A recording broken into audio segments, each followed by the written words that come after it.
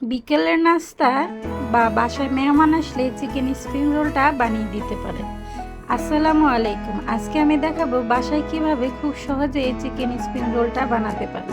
আর আমার এই সহজ রেসিপিটা যদি ভালো লাগে আমার চ্যানেলটা সাবস্ক্রাইব করে দিবেন আর লাইক কমেন্ট করে পাশে থাকবেন। এখন আমি একটা চুলায় কড়াই বসিয়ে দিয়েছি। এখানে 1/3 কাপ পরিমাণ তেল দিয়েছি আর এখানে আমি 2 কাপ পরিমাণ মুরগির কিমা নিয়েছি। এখন আমি হালকাভাবে একটু নেড়ে দিব। একটু নাড়াচাড়া করার পরে এখানে আমি হাফ চা চামচের মতো লবণ দিয়ে দিব আর 1 চা চামচের মতো আদা বাটা রসুন বাটা দিয়ে দিব। দিয়ে কিমাটা আমি নেড়ে চেড়ে কিছুক্ষণ রান্না করে নিব। কিছুক্ষণ রান্না করার পরে এভাবে চিকেন থেকে পানি উঠে এসেছে, এজন্য এখানে এক্সট্রা কোনো পানি দিতে হবে না।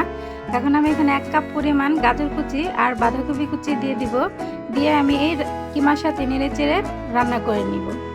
আর যে পানিটা উঠেছে ওই পানিতে এই সবজিটা সেদ্ধ হয়ে দেবে। 5 মিনিট রান্না করার পরে এখন আমি এখানে পেঁয়াজ কুচি দিয়ে দিব হাফ কাপ পরিমাণ আর 6টা কাঁচামরিচ কুচি দিয়ে দিয়েছি। পেঁয়াজটা পরে দেওয়ার কারণ হচ্ছে যাতে পেঁয়াজটা পুরোপুরি গলে না যায়, আস্ত থাকে। এখন আমি আবারও কিছুক্ষণ রান্না করে নেব।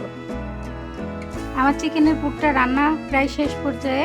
এখন আমি এখানে হাফ চা চামচ হলুদের গুঁড়া, মরিচের গুঁড়া, ধনিয়ার গুঁড়া ও জিরার গুঁড়া দিয়ে আবারও কিছুক্ষণ রান্না করে নেব।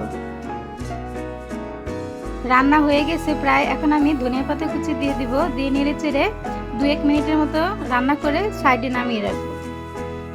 এখন আমি একটা প্লেটে শীট নিয়ে নিব আর এই শীটগুলো আপনারা বিভিন্ন সুপার শপে পেয়ে যাবেন। শীটগুলোর পরিমাণ একটু বড় ছিল, এজন্য আমি একটা শীট 2 টুকরো করে নিয়েছি। এখন 1 টুকরো শীটের উপরে এখানে আমি 1 চা চামচের মতো চিকেনের পুর দিয়ে দিব। দিয়ে এই পুরটা এক সাইডে করে নিব। আর এদিকে আমি 1 টেবিল চামচ ময়দা পানি দিয়ে গুলিয়ে একটা লিকুইড বানিয়ে রেখেছিলাম। এখন আমি সেই ময়দার লিকুইডটা এই শীটের চতুর সাইডে এভাবে বেশি করে দিয়ে দিব। একটু পরিমাণে বেশি করে দিতে হবে যাতে আঠাটা সুন্দরভাবে লেগে থাকে। ভাজার সময় চিকেনের পুরটা যেন বের না হয়ে যায়।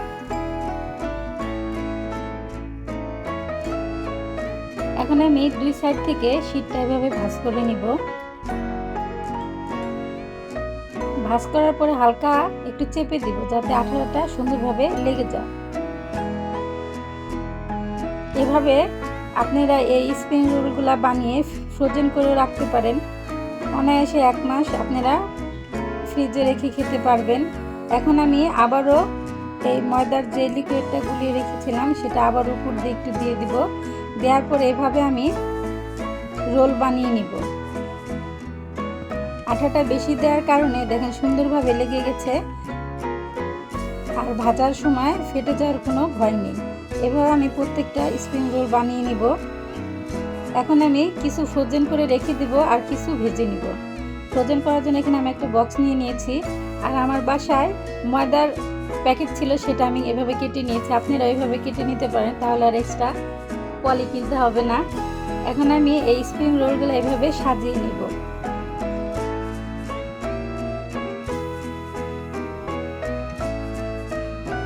সাজানো হয়ে গেলে আমি আবার উপরে আরেকটা এভাবে পলি দিয়ে দিব। দিয়ে আবার এইভাবে আমি রোলগুলা একটা একটা করে সাজিয়ে নেব।